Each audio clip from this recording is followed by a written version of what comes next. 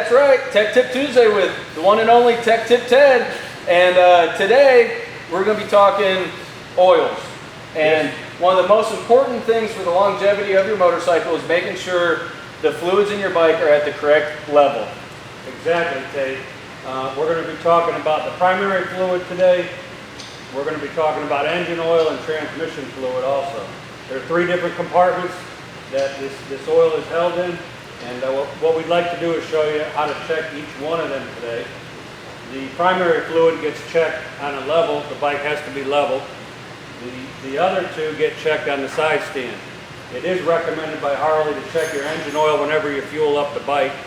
So with that, we'll show you how to do that. To check your primary fluid, you have to remove the derby cover.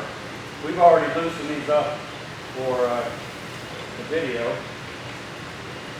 We're going to remove all 5 screws. And this is a good thing to do, Ted, because generally most people just check their engine oil and they don't check the level in their primary or their transmission. So that's what we're going to be showing you today is how to check the other compartments other than your engine oil. Exactly, Tate. Now when you get the derby cover off, this is called the derby cover, by the way. There is a gasket on these new ones. It's kind of like an O-ring. You can reuse it one time. I would just suggest wiping any residual oil on the bottom of the gasket so that it doesn't look like it's leaking. Just wipe the outer edge. And then what you would want to do, if you can come in here with the camera, is you're going to want to look down inside the primary. And Tate, do you have our light? I've got a light, yep. And if you look down there with the light, you'll see the primary fluid is right at the bottom of the clutch diaphragm. You can see the level right there. That's where you want the level of the primary fluid. You don't want it flowing out of here. It needs to be right at the bottom of the clutch basket. So once you confirm that that's there, then that's all there is to check. So Ted, let me ask you this, just so our viewers know. Say your fluid is low, you look in there and it's not up to there. How do you get it in here without spilling it? Well, they have a special funnel. If I can get maybe Jeremy to get me the funnel, we'll show you how it works. We do sell them funnels here, and you just set it in there and you add a little bit at a time. You don't want to add too much because then you'd have to, it's kind of tough to get it out. But this piece here just slips right in here, and then you would add your oil right there. That's a good question, Tate. So you would add it right there. The drain plug is actually directly underneath. It's a 5/8 inch magnetic plug that's right underneath. I always recommend to people to change the primary whenever you change the engine oil because this takes as much abuse as the engine does. That's an excellent tip. And then after this, you would just remove your funnel. You would actually reinstall this with your screws. You don't need to use any Loctite or anything on these screws. And you would just torque them to 90 inch-pounds. And then what we'll do, Tate, is we'll put it on the ground and we'll check the engine oil and the transmission fluid. All right, stay with us, we'll be right back. All right guys, we are back, and Tech Tip Ted's gonna walk me through checking the transmission and the oil. So okay, Tate, you use a 3/8 inch ball Allen right here to loosen up that transmission dipstick. Once you got it loose, you can use the ball Allen end. If it's already loose though, just pull it out. And here I brought you a blue rag. Pull it out, and the first thing you want to do is wipe it clean. Good and clean. Then you kind of want to look at it, Tate, and you want to look at the marks so that you know what you're looking for. See how there's an add and a full mark? And then there's an X right in between. So you're looking for that thing to be in between add and full. And what you're going to do is put it in there and you're going to thread it until you feel the O-ring hit. And then you're going to take it out and that'll be your final check. You want to do this at room temperature because when the bike is hot, it'd be too much to handle. Too hot to handle. all right, we thread it down to our O-ring.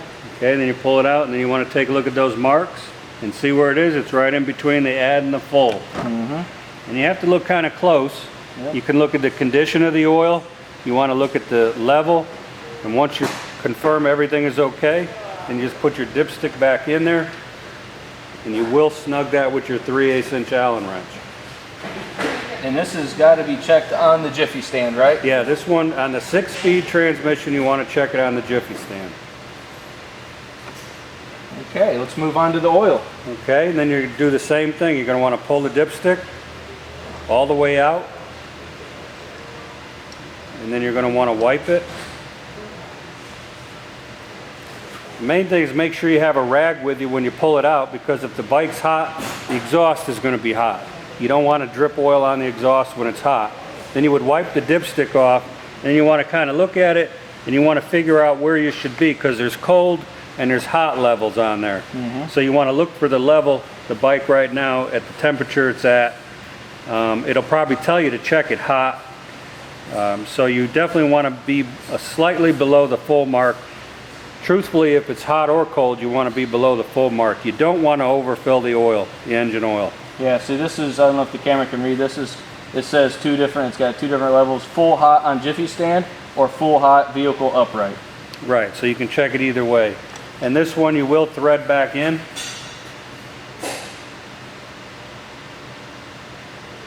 And then remove it. And get your rag down there so that you don't drip oil like you just did. Yep. And then read your results. And see where it says full cold? Yep. You're right below the mark, which is perfect. You also can see the condition of the oil, that it's fairly clean. So you're in good shape. And that's the 3 fluids, the 3 oils. It's really important that you don't overfill any of these compartments. Bonus tip! Ted thought it'd be good to show you the difference on a 5-speed, right, Ted? Yeah, I did meant to say that the 5 speeds are checked a little bit differently. So if you happen to have a pre-07 touring bike or an older soft-tailer Dyna, they are checked a little bit different. The bike has to be level, or the transmission. The dipstick is located in a little bit slightly different position, which is out here on the clutch release mechanism cover. Still uses a 3/8 inch ball Allen, which you would remove the dipstick with. And you would remove the dipstick. Same thing, you're going to wipe it. And you want to look at your add and your full mark so that you know what you're looking for. See them, Tate? Yep. Now with these, they have to be at a particular angle to pick up the level of oil. So what you want to do is just set it in there and thread it a little bit so that you're getting an accurate reading. And sometimes these can be a little tricky. And then once you thread it in a little bit, that'll give it the correct angle, then you pull it back out. And if you look at the level, see how that's between. These are very hard to read. You have to kind of look at it clean and then look at it wet. Maybe even a couple of times I would recommend checking these. Yeah. These are critical that you don't also overfill, because they will push it out in the vent tube.